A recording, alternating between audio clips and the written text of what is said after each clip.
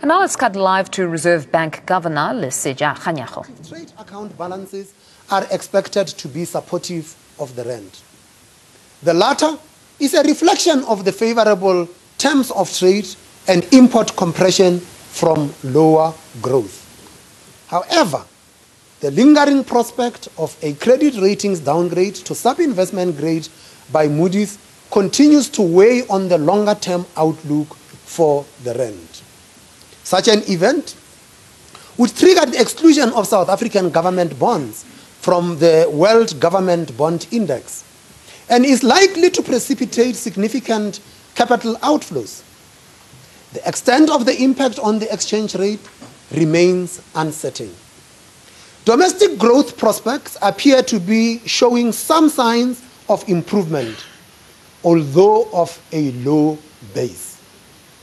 This follows encouraging growth rates in the second and third quarters of this year, driven to a significant degree by the exceptionally strong recovery in the agricultural sector. The bank has revised its forecast for GDP growth up from 0.7% to 0.9% for 2017, while forecasts for 2018 and 2019 have been adjusted to 1.4% and 1.6%, up from 1.2% and 1.5% previously. This more favorable outlook is consistent with the further increase in the bank's composite leading business cycle indicator of economic activity in October. The outlook is also likely to be impacted positively should recent political developments lead to a sustained boost in business and consumer confidence. High-frequency data suggests that fourth quarter growth is likely to be slower than the previous quarter, but still positive. On a month-to-month basis, mining output increased in October, but declined in November, while manufacturing output increased in both these months. However, the decline in the ABSA PMI to 44.9 index points in December is indicative of the continued challenges faced by the sector. More positively, the sub-index measuring expected business conditions in 6 months' time improved markedly. Despite the continued weakness in the RMB BER Business Confidence Index, growth in real gross fixed capital formation improved in the third quarter, following a contraction in the previous quarter. All three sectors recorded growth rates in excess of 4%. The recovery was most pronounced in the private sector. The durability of this improvement will be highly dependent on the extent to which recent political developments impact on confidence and lead to greater policy certainty and credibility. This process could take some time. At this stage, the forecast is for minimal growth in gross fixed capital formation this year, with a slight improvement in 2019. A prolonged recovery in fixed capital formation is needed to make inroads into the official unemployment rate of 27.7%. The quarterly employment statistics survey of StatsSA shows that during the third quarter of 2017, formal non-agricultural employment in both the public and private sectors declined further.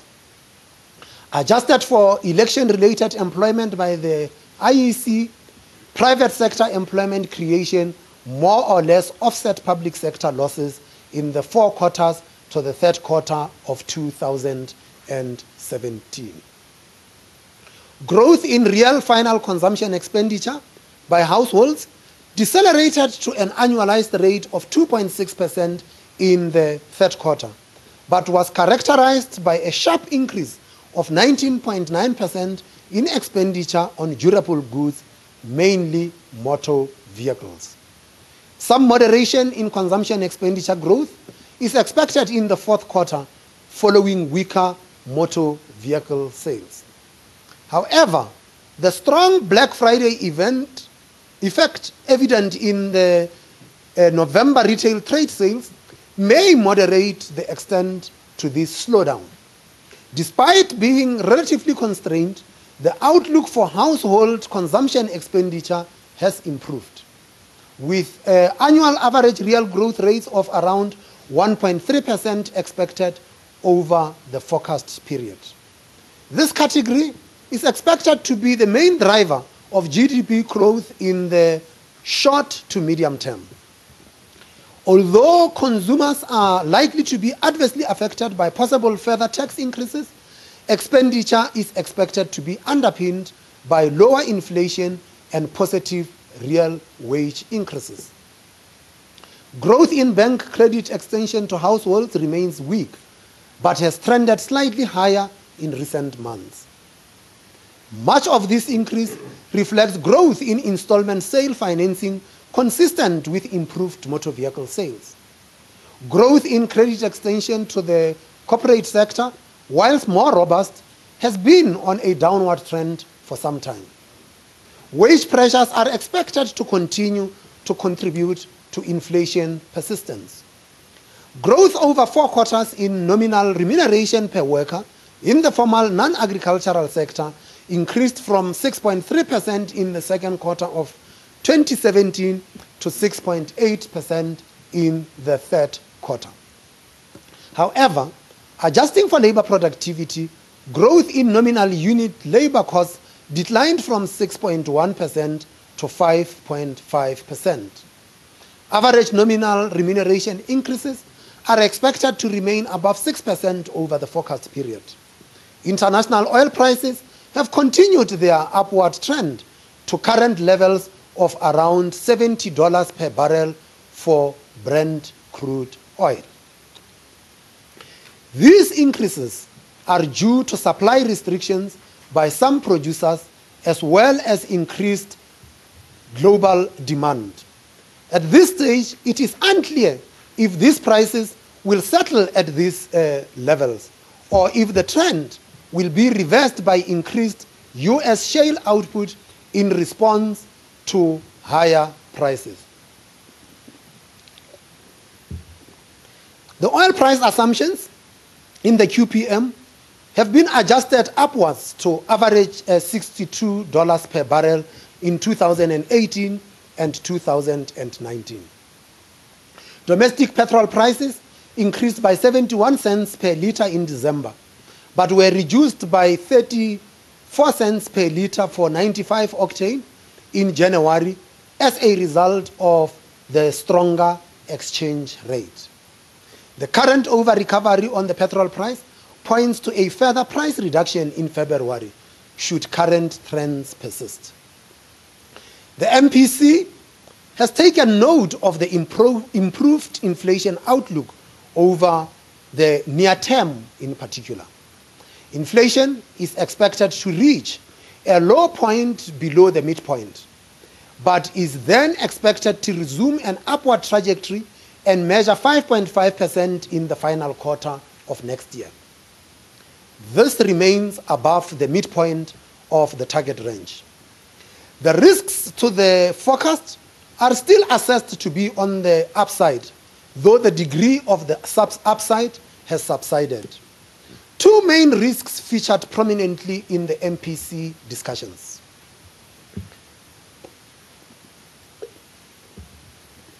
The first is the prospect of a sovereign credit rating downgrade, which would result in 3 major ratings agencies rating South Africa's local currency debt as sub-investment grade.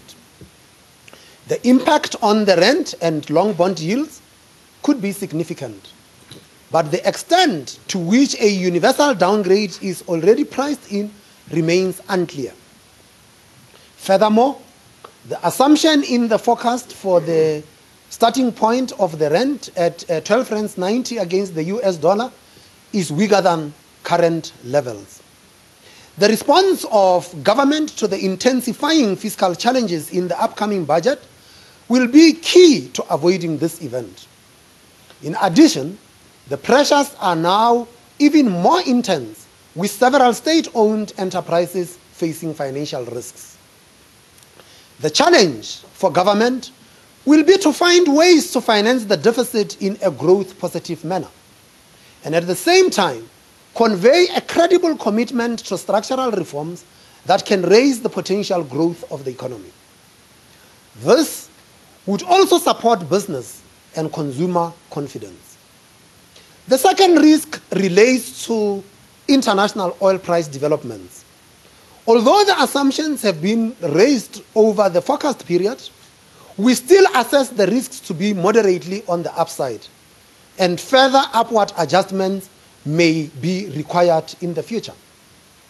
Demand pressures are benign, with core inflation pressures relatively contained. While household consumption expenditure is expected to be supported by positive wage growth, it remains constrained. The economic growth outlook is also more positive, but fragile. At this stage, the MPC assesses the risks to the growth forecast to be more or less balanced. The endogenous interest rate path generated by the quarterly projection model has changed slightly since the previous meeting. Whereas previously, 3 increases of 25 basis points by the end of 2019 were indicated, the third increase is now a marginal call. Furthermore, the timing of the first increase has been pushed out later in the period.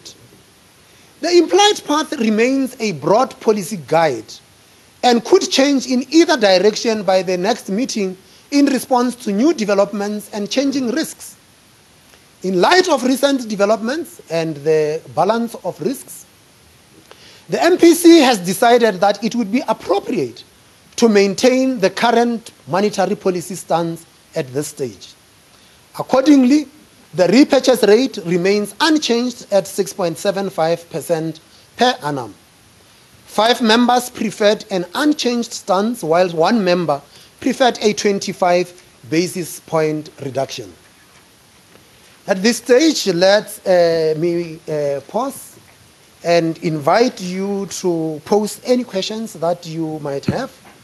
And as usual, please identify yourself and the media house that you represent. Sir Arabile.